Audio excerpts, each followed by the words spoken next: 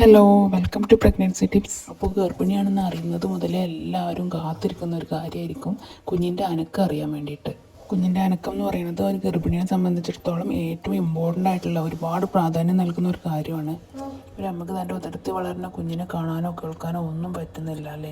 അപ്പോൾ കുഞ്ഞ് സുരക്ഷിതമായിട്ട് നമ്മുടെ വയറ്റിൻ്റെ ഉള്ളിലുണ്ട് എന്നുള്ളത് അമ്മ മനസ്സിലാക്കുന്നത് കുഞ്ഞിൻ്റെ ചലനങ്ങളിലൂടെ മാത്രമായിരിക്കും. അതുകൊണ്ട് തന്നെ കുഞ്ഞിൻ്റെ ഓരോ അനക്കവും അമ്മയ്ക്ക് ഒരുപാട് സന്തോഷം നൽകുന്നുണ്ട്. അപ്പോൾ ഇങ്ങനെ വയറ്റിലുള്ള കുഞ്ഞിൻ്റെ അനക്കം കുറയുന്നത് എങ്ങനെയാണെന്നും അമ്മ ചെയ്യുന്ന എന്തൊക്കെ പ്രവൃത്തികൾ കുഞ്ഞിൻ്റെ അനക്കം കുറയാൻ കാരണമാവുമെന്നും നോക്കാം നമുക്ക് ഇന്നത്തെ വീഡിയോയിൽ. നമ്മൾ ആദ്യം ഒരു കാര്യം മനസ്സിലാക്കേണ്ടത് എന്താണെന്ന് വെച്ചിട്ടുണ്ടെങ്കിൽ ഒരമ്മയ്ക്കും കുഞ്ഞിൻ്റെ അനക്കം കണ്ടിന്യൂസ് ആയിട്ട് ഒരുപോലെ ഒരിക്കലും ലഭിക്കില്ല. അത് കുറഞ്ഞിട്ടും കൂടിയിട്ടും ഇരിക്കും. കുഞ്ഞിൻ്റെ അനക്കം സാധാരണഗതിയേക്കാൾ നന്നായിട്ട് കുറയുന്നുണ്ട് അല്ലെങ്കിൽ അനക്കം തീരെ കിട്ടുന്നില്ല എന്നുണ്ടെങ്കിൽ എത്രയും പെട്ടെന്ന് ഡോക്ടറെ കാണിക്കേണ്ടത് അത്യാവശ്യമാണ്. എന്നിരുന്നാലും അമ്മ ചെയ്യുന്ന ചില പ്രവൃത്തികൾ കുഞ്ഞിൻ്റെ അനക്കം താൽക്കാലികമായിട്ട് നിന്ന് പോകാനോ അല്ലെങ്കിൽ കുറയാനോ ചാൻസ് ഉണ്ട്. അതിലൊന്നാമത്തെ കാര്യം എന്ന് പറഞ്ഞിട്ടുണ്ടെങ്കിൽ അമ്മയ്ക്ക് ഉണ്ടാകുന്ന പോഷകക്കുറവാണ്. അതായത് അമ്മ ഭക്ഷണം സ്കിപ്പ് ചെയ്യുകയോ അല്ലെങ്കിൽ ഭക്ഷണം കുറയ്ക്കുകയൊക്കെ ചെയ്തിട്ടുണ്ടെങ്കിൽ അത് കുഞ്ഞിനെ നന്നായി ബാധിക്കും. ഇത് കുഞ്ഞിൻ്റെ എനർജി കുറക്കാനും അതുവഴി കുഞ്ഞിൻ്റെ അനക്കം കുറയാനോ താൽക്കാലികമായിട്ട് നിന്ന് പോകാനോ ചാൻസ് ഉള്ള ഒരു കാര്യമാണ്. അതുകൊണ്ട് തന്നെ ഗർഭിണി സമീകൃതമായിട്ട് ആഹാരം കഴിക്കാനും എല്ലാ പോഷകങ്ങളും ആഹാരത്തിൽ ഉൾപ്പെടുത്താനും പ്രത്യേകം ശ്രദ്ധിക്കുക. അതുപോലെ തന്നെ കുഞ്ഞിനെ ബാധിക്കുന്ന മറ്റൊരു കാര്യം എന്ന് പറഞ്ഞിട്ടുണ്ടെങ്കിൽ അമ്മയുടെ അമിതമായിട്ടുള്ള സ്ട്രെസ്സാണ്. അമ്മക്ക് ജോലി സംബന്ധമായിട്ടോ അല്ലെങ്കിൽ ദാമ്പത്യ സംബന്ധമായിട്ടോ എന്തെങ്കിലും സ്ട്രെസ് ഉണ്ടാവുകയാണെങ്കിൽ അത് കുഞ്ഞിനെ നന്നായിട്ട് തന്നെ അഫക്റ്റ് ചെയ്യുന്നതാണ്.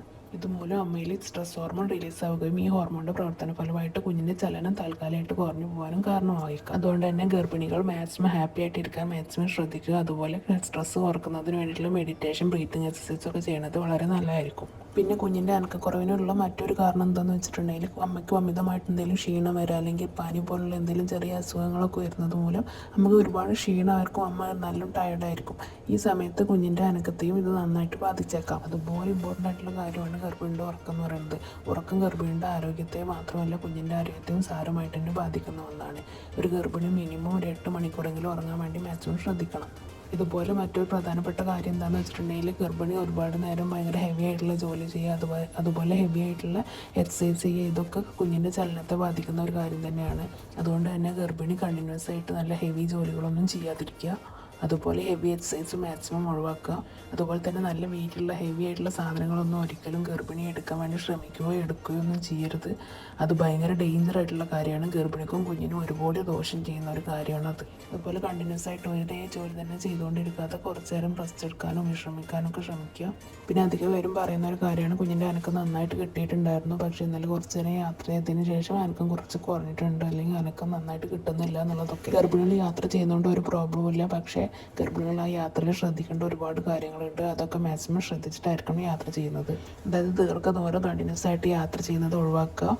അതുപോലെ യാത്രക്കിടയിൽ ഫുഡൊന്നും സ്കിപ്പ് ചെയ്യാതിരിക്കുക, മാക്സിമം വെള്ളം കുടിക്കുക. നമുക്ക് ക്ഷീണം തോന്നുമ്പോൾ കുറച്ച് നേരം സ്ട്രെച്ച് ചെയ്തിട്ടോ അല്ലെങ്കിൽ നിർത്തിയിട്ട് റെസ്റ്റ് എടുത്തിട്ടൊക്കെ വീണ്ടും യാത്ര കണ്ടിന്യൂസ് ചെയ്യാൻ ശ്രമിക്കുക. കുണ്ടും കുഴിയും നിറഞ്ഞ റോഡിലൂടെ ഒന്നും യാത്ര ചെയ്യാണ്ടിരിക്കാനും ശ്രദ്ധിക്കുക. പിന്നെ വേറൊരു കാര്യം എന്ന് പറഞ്ഞിട്ടുണ്ടെങ്കിൽ ഗർഭിണി ഒരുപാട് നേരം ഒരേ പൊസിഷനിൽ തന്നെ കിടക്കാണ്ടിരിക്കാൻ ശ്രദ്ധിക്കുക. റൈറ്റിലേക്കാണെങ്കിലും ലെഫ്റ്റിലേക്കാണെങ്കിലും മലർന്നിട്ടാണെങ്കിലും കണ്ടിന്യൂസ് ആയിട്ട് അതുപോലെ തന്നെ കിടക്കരുത്.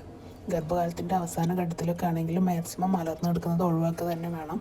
ഇങ്ങനെ കിടക്കുന്നതെല്ലാം കുഞ്ഞിലേക്കുള്ള രക്തോട്ടം കുറക്കുവാനും അതുവഴി കുഞ്ഞിൻ്റെ ചലനശേഷി കുറയുവാനും കാരണമായേക്കാം. ഇതുപോലെ തന്നെയാണ് ഗർഭിണി ദീർഘനേരം ഇരിക്കുകയോ ദീർഘനേരം നിൽക്കുകയോ ചെയ്യുമ്പോഴും കുഞ്ഞിലേക്കുള്ള രക്തോട്ടം കുറയാൻ ഇത് കാരണമായേക്കാം.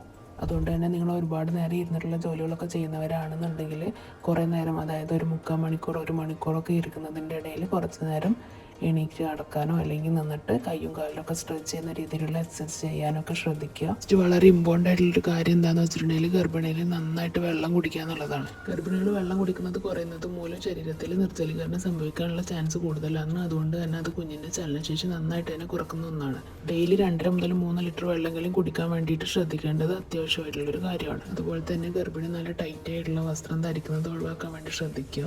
അടുത്തതായിട്ടുള്ള ഒരു കാര്യം എന്ന് പറഞ്ഞിട്ടുണ്ടെങ്കിൽ ഗർഭിണി കൂടുതലായിട്ട് കഫീൻ കഴിക്കുന്നതാണ്. അമിതമായിട്ട് ഗർഭിണി കഫീൻ കഴിക്കുന്നതിലൂടെ രക്തക്കുഴലുകൾ ചുരുങ്ങാനും അതുവഴി കുഞ്ഞുങ്ങളിലേക്കുള്ള രക്തോട്ടം കുറയാനും ചാൻസ് ഉണ്ടാക്കുന്ന ഒന്നാണ്. ഇത് കുഞ്ഞിൻ്റെ ചലനത്തെയും ബാധിക്കുന്ന ഒന്നാണ്.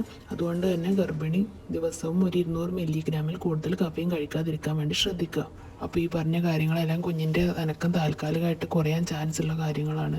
ഈ കാര്യങ്ങളൊക്കെ ചെയ്യുന്നതിലൂടെ അനക്കം കുറയുകയാണെങ്കിൽ തന്നെ ആരും ടെൻഷൻ അടിക്കേണ്ട കാര്യമില്ല. അമ്മ കുഞ്ഞിൻ്റെ അനക്കം കുറയാനുള്ള കാരണം എന്താണെന്ന് മനസ്സിലാക്കുകയും അത് കറക്റ്റ് ചെയ്യുന്നതിലൂടെയും കുഞ്ഞിൻ്റെ അനക്കം വീണ്ടും പഴയ രീതിയിൽ തന്നെ ആവുന്നതാണ്.